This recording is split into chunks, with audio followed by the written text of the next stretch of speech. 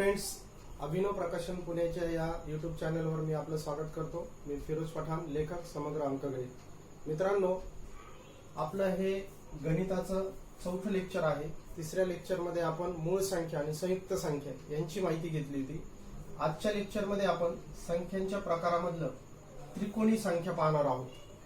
त्रिकोणी संख्येला triangular number असंही म्हणतात। तर त्रिकोणी संख्या पाहण्या अगोदर तुम्हा सर्वांना मी एक विनंती करतो की आपलं यूट्यूब चॅनल अभिनव प्रकाशन पुणेला आपण सबस्क्राईब करा आणि बेल आयकॉन दाबा, जेणेकरून तुम्हाला नोटिफिकेशन मिळते। पहा मित्रांनो, त्रिकोणी संख्या कशाला म्हणायचं ते आपण अगोदर पाहू, त्याची व्याख्या। तर दोन क्रमवार नैसर्गिक संख्यांच्या गुणाकाराच्या निमपटीस, म्हणजेच काय, दोन क्रमवार नैसर्गिक संख्या घेऊन त्यांचा गुणाकार करायचा आणि त्यांची निमपट म्हणजे त्याला 2 ने भाग द्यायचा। तर अशा वेळी जी संख्या मिळेल तिला त्रिकोणी संख्या म्हणतात। दोन क्रमवार नैसर्गिक संख्यांच्या गुणाकाराच्या निमपटीस त्रिकोणी संख्या असे म्हणतात। इथे पहा, दोन क्रमवार नैसर्गिक संख्या 3 आणि 4। 3 गुणिले 4 भागिले 2, 2 ने याला भाग द्या, 2 दुणे 4, 3 दुणे 6, म्हणून 6 ही एक त्रिकोणी संख्या आहे। त्याच पद्धतीने 7 आणि 8 ह्या क्रमवार नैसर्गिक संख्या आहे, यांची निमपट घेऊ। 2 चौक 8, 7 चौक 28, म्हणून 28 ही एक त्रिकोणी संख्या आहे। ओके, आता त्रिकोणी संख्येची काही वैशिष्ट्ये पाहू आपण। त्रिकोणी संख्या काढण्याचं एक सूत्र आहे, n × n + 1/2, म्हणजे क्रमवार नैसर्गिक संख्येची बेरीज ज्या सूत्राने आपण काढतो तेच हे सूत्र आहे। इथे n म्हणजे त्रिकोणी संख्येचा पाया, म्हणजे तुम्हाला उदाहरणात देतील की 6 हा एका त्रिकोणी संख्येचा पाया आहे, तर ती त्रिकोणी संख्या कोणती। अशा वेळी n ची किंमत 6 घ्यायची, 6 हा त्रिकोणी संख्येचा पाया असतो। आता 1 ते 100 पर्यंत कोणकोणत्या त्रिकोणी संख्या आहेत, तर एकूण 12 त्रिकोणी संख्या आहेत। उदाहरणार्थ असा प्रश्न येऊन गेलेला आहे की 1 ते 100 पर्यंत एकूण मूळ संख्या किती, 25। तर असाही प्रश्न येऊ शकतो फ्युचरमध्ये की 1 ते 100 पर्यंत एकूण किती त्रिकोणी संख्या आहेत, तर त्या आहेत 12, 1 डझन। आता कोणते आहेत ते पहा, 1, 3, 6, 10, 15, 21, 28, 36, 45, 55, 66, 91। आता इथे तुम्हाला 2-3 वैशिष्ट्य सांगता येतील। नंबर 1 की सर्वात लहान त्रिकोणी संख्या 1, सर्वात लहान सम असणारी त्रिकोणी संख्या 6। बघा फरक काय, सर्वात लहान त्रिकोणी संख्या 1, आता ही सर्वात लहान पण आहे आणि सर्वात लहान विषम पण आहे, परंतु सर्वात लहान सम असणारी त्रिकोणी संख्या 6। दुसरं वैशिष्ट्य बघा की शेजारच्या 2 त्रिकोणी संख्यांची बेरीज करा, 1 आणि 3 4, 3 आणि 6 9, 6 आणि 10 16, 10 आणि 15 25। इथे तुम्हाला काय साम्य जाणवतं, तर 4, 9, 16, 25 या पूर्णवर्ग संख्या आहेत, म्हणून प्रत्येक लगतच्या 2 त्रिकोणी संख्यांची बेरीज ही पूर्णवर्ग संख्या असते, हा एक गुणधर्म आहे।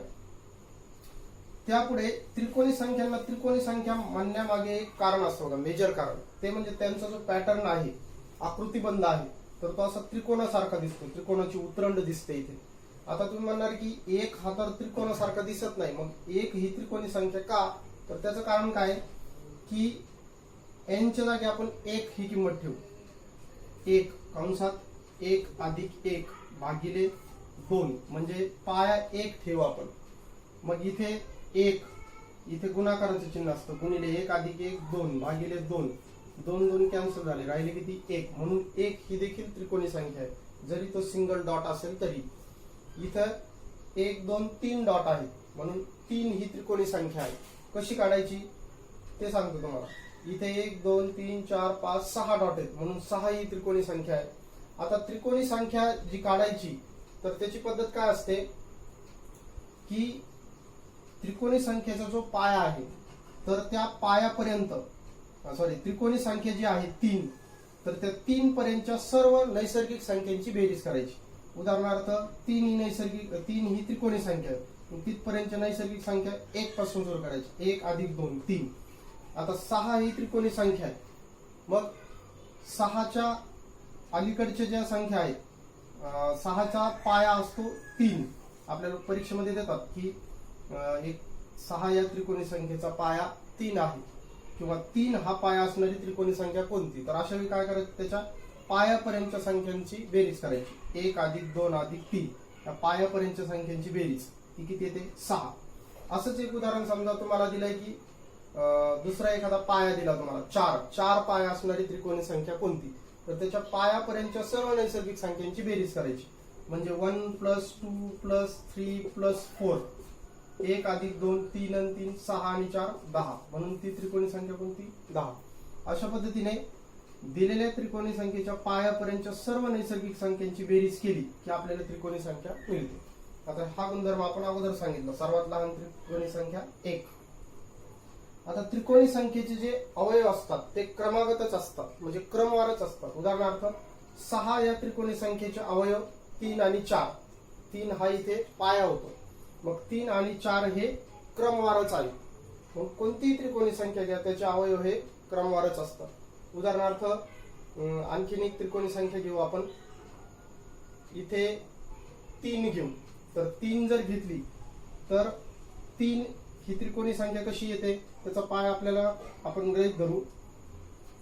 उदाहरणार्थ 2 हा पाया गृहीत धरू. म्हणून कंसात काय येईल, n × n + 1 म्हणजे 2 + 1 / 2. म्हणून इथे 2 × 3 / 2. म्हणून इथे अवयव कोणता आले 2 आणि 3. 3 या त्रिकोणी संख्येचे अवयव, कारण इथे 2 2 कॅन्सल होतील, त्रिकोणी संख्या येईल 3. म्हणून 3 या त्रिकोणी संख्येचे अवयव 2 आणि 3 येतील. 2 आणि 3 हे सुद्धा क्रमागतच आहे, म्हणजे क्रमवार आहे. पुढचा नियम, प्रत्येक त्रिकोणी संख्या ही 1 ने वाढत जाते, म्हणजे प्रत्येक त्रिकोणी संख्येतील फरक हा 1 ने वाढत जातो. आता पहा, इथे आपण काही त्रिकोणी संख्या लिहू 1 पासून 21 पर्यंत. तर 1 आणि 3 यांच्यामध्ये 2चा फरक आहे. 3 आणि 6 मध्ये 3चा, 6 आणि 10 मध्ये 4चा फरक, 10 आणि 15 मध्ये 5चा फरक, 15 आणि 21 मध्ये 6चा फरक. आता हा जो फरक आहे तो प्रत्येक वेळी इथे 2 आणि 3 मध्ये 1 ने वाढलाय, 3 आणि 4 मध्ये 1 ने वाढलाय, इथे 1 ने वाढला, इथे 1 ने वाढला. म्हणजे प्रत्येक क्रमवार त्रिकोणी संख्येतील फरक हा 1 ने वाढत असतो. असा एक गुणधर्म आहे. परीक्षेमध्ये काय होईल की यांचे जे वैशिष्ट्य किंवा गुणधर्म आहेत त्यापैकी तुम्हाला असं विचारलं जाईल की खालीलपैकी कोणते विधान चुकीचे आहे, आणि 3 वैशिष्ट्य बरोबर दिलेले असतील आणि 1 वैशिष्ट्य चुकीचं दिलेलं असेल. म्हणून मी तुम्हाला हे वैशिष्ट्य देखील सांगतो त्रिकोणी संख्येचे. आता त्रिकोणी संख्येच्या काही हिंट्स पाहू आपण. 2 हिंट आहेत त्रिकोणी संख्या कशी काढायची. पहिल्या प्रकारचा प्रश्न असतो, पाया दिला असता त्रिकोणी संख्या काढणे. काही उदाहरणामध्ये तुम्हाला असं दिलेलं असतं की अमुक अमुक पाया असलेली त्रिकोणी संख्या कोणती. तर जर पाया दिलेला असेल आणि त्रिकोणी संख्या विचारलेली असेल तर कशी काढायची, तर त्यासाठी सूत्र वापरायचं n × n + 1/2. इथं जे सूत्र आपण पाहिलं होतं ते. आणि इथे पाया काय असतो, n हा पाया असतो. ठीक आहे. आता उदाहरण पाहू. 11 पाया असलेली त्रिकोणी संख्या कोणती, म्हणजे इथं n ची किंमत काय 11, म्हणजे इथे किंमत टाकू आपण. 11 कंसात 11 + 1 / 2 बरोबर 11. इथे काहीच नाही, म्हणजे ऑफ असतं चिन्ह. ऑफ म्हणजे गुणाकार. गुणिले 11 + 1 12 / 2. आता 2 ने याला भाग द्या. 2 सख 12 आणि 11 सख 66. म्हणजे आपलं उत्तर येईल पर्याय क्रमांक 1. म्हणजे ज्यावेळी तुम्हाला पाया दिलेला असतो आणि त्रिकोणी संख्या विचारतात त्यावेळी n × n + 1/2 हे सूत्र वापरायचं. आता काही उदाहरणामध्ये काय होतं की पाया दिलेला नसतो, त्रिकोणी संख्या दिलेली असते आणि पाया काढायचा असतो. तर आपण सेकंड हिंट मध्ये त्रिकोणी संख्या देऊन पाया कसा काढायचा ते पाहू. त्रिकोणी संख्या दिली असता त्याचा पाया काढणे. तर सेकंड पद्धत पाहू आपण. त्रिकोणी संख्या दिली आणि त्याचा पाया काढायचा. पहा उदाहरण, 21 या त्रिकोणी संख्येचा पाया काढा. अगोदर आपण पाया दिला होता, त्रिकोणी संख्या काढली. आता त्रिकोणी संख्या दिली, पाया काढायचा. तर अशा प्रकारचं उदाहरण आपण 2 पद्धतीने सोडवू शकतो. एक तर वर्ग समीकरण आहे आणि दुसरं एक आपली हिंट पद्धत आहे. त्यातली पहिली पद्धत पाहू आपण, वर्ग समीकरण. आता आपल्याजवळ सूत्र आहे, पहा काय त्रिकोणी संख्येचं, n × n + 1/2. हे त्रिकोणी संख्येचं सूत्र आहे. इथे n म्हणजे पाया असतो आणि आपल्याला nच काढायचं. आता इथे त्रिकोणी संख्याच दिलेली आहे, म्हणजे n × n + 1/2. याचं उत्तरच आपल्याला दिलेलं आहे किती, 21. मग आता इथं आपल्याला वर्ग समीकरण तयार करता येईल. कसं ते पहा, 2 राईट साईडला घेऊन जाय, भागाकारात आहेत, इथे गुणाकारात जातील. म्हणजे n × n + 1 = 21 × 2 42.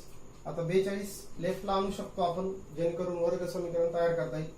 एन ने या कंसाला गुणा n square plus n into 1 n आणि 42 इकडे लेफ्टला आणा प्लस येत मायनस होतील मायनस 42 बरोबर 0. आता हे वर्ग समीकरण तयार झालं. याची आपल्याला फोड करून घ्यावं लागेल. काय फोड करायची?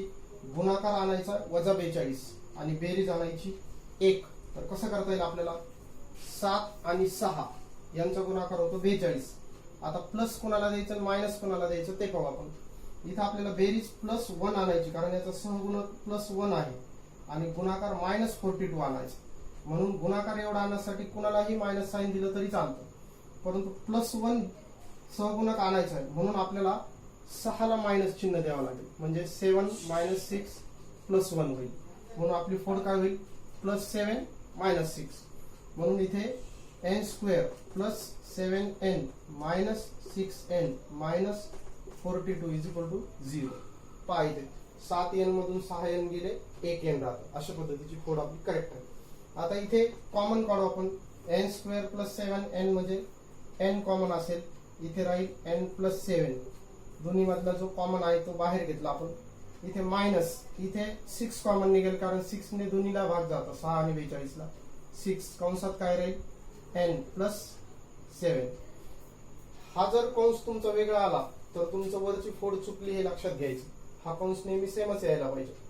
इथे मायनस 6 आपण कॉमन घेतला म्हणून आतमध्ये फक्त n राहील कारण मायनस 6 गुणिले n मायनस 6n आणि इथे मायनस इथे प्लस दोन्हीचा जर गुणाकार केला आपण तर इथे काय होईल? मायनस होईल बरोबर 0. आता इथे हा कंस आणि हा कंस कॉमन आहे म्हणून तो बाजूला घेऊ. n plus 7. आता दुसऱ्या कंसात काय राहील? इकडचा n आणि मायनस इकडचे मायनस 6 बरोबर 0. म्हणून n प्लस 7 या कंसासाठी बरोबर 0 आणि n मायनस 6 या कंसासाठी बरोबर 0. वर्ग समीकरणाचा हा गुणधर्म आहे. आता इथे प्लस 7 पुढे घेऊन जा. काय राहील? n बरोबर मायनस 7 आणि इथे n बरोबर मायनसचे पुढे प्लस होतील. आता त्रिकोणी संख्येचा पाया हा निगेटिव्ह कधीच नसतो म्हणून आपलं उत्तर काय? n बरोबर 6. n काय आहे? त्रिकोणी संख्येचा पाया. म्हणून आपल्या 21 या त्रिकोणी संख्येचा पाया काय असेल? 6. आता ही झाली थोडीशी टाइम कंझ्युमिंग मेथड आहे म्हणून आपण हिंट पद्धतीने सुद्धा हे उदाहरण सोडवू शकतो. काय करायचं हिंट पद्धतीने? बघा इथे आपल्याला 3 स्टेप मध्ये जायचं. पहिली स्टेप, दिलेली त्रिकोणी संख्या कोणती? 21. तिची दुप्पट करून घ्यायची. 21 दुने 42 झाली पहिली स्टेप. दुसऱ्या स्टेप मध्ये 42च्या अलीकडील 42च्या अलीकडील थोडीशी अलीकडील म्हणजे 42 पेक्षा थोडी कमी पूर्ण वर्ग संख्या शोधायची. कोणती आहे? 36. पुढची नाही शोधायची, अलीकडील म्हणजे थोडीशी कमी. 42 पेक्षा थोडीशी कमी 36 ही झाली सेकंड स्टेप. आणि थर्ड स्टेप मध्ये ही जी 36 आहे तिचं वर्गमूळ घ्यायचं. 36चं वर्गमूळ 6 झालं आपलं उत्तर. म्हणून 21 या त्रिकोणी संख्येचा पाया 6. पुन्हा एकदा सांगतोय मी. सुरुवातीला दिलेल्या त्रिकोणी संख्येची दुप्पट करायची. त्या त्रिकोणी संख्येच्या थोडीशी अलीकडची पूर्ण वर्ग संख्या घ्यायची आणि त्या पूर्ण वर्ग संख्येचं वर्गमूळ काढायचं. आपल्याला त्या त्रिकोणी संख्येचा पाया मिळेल. ठीक आहे. दुसरं उदाहरण पाहू. 78 नंतर क्रमाने येणारी 7वी त्रिकोणी संख्या कोणती? आता इथं असं सहज आणि सोपं दिलेलं नाहीये की 21 या त्रिकोणी संख्येचा पाया अमुक अमुक संख्येच्या नंतर येणारी 7वी त्रिकोणी संख्या असं विचारलेलं आहे. सरळ दिलं असतं तर आपण डायरेक्ट फॉर्म्युला वापरला असतो. तर इथं काय करायचं बघा, आपल्याला हीच हिंट वापरायची. अगोदर काय करायचं? 78 नंतर जिच्या नंतर दिली ना तर 78 नंतरची येणारी त्रिकोणी संख्या म्हणजे 78 या त्रिकोणी संख्येनंतर कोणती त्रिकोणी संख्या येते 7व्या क्रमांकावर, तर अगोदर याच त्रिकोणी संख्येचा पाया काढून घ्यायचा. म्हणून आपली पहिली स्टेप काय? 78 या संख्येची दुप्पट करून घ्यावी लागेल आपल्याला. 78 ची दुप्पट करून घ्या. 82 16 हात चाला 1 बेस 7 14 15 156. आता दुसऱ्या स्टेप मध्ये आपण काय पाहिलं की 156च्या थोडीशी अलीकडची पूर्ण वर्ग संख्या घ्यायची. 156च्या अलीकडे कोणती आहे? 156च्या थोडीशी अलीकडची 144. आणि तिसऱ्या स्टेप मध्ये 144चं वर्गमूळ घ्यायचं. ते किती? 12.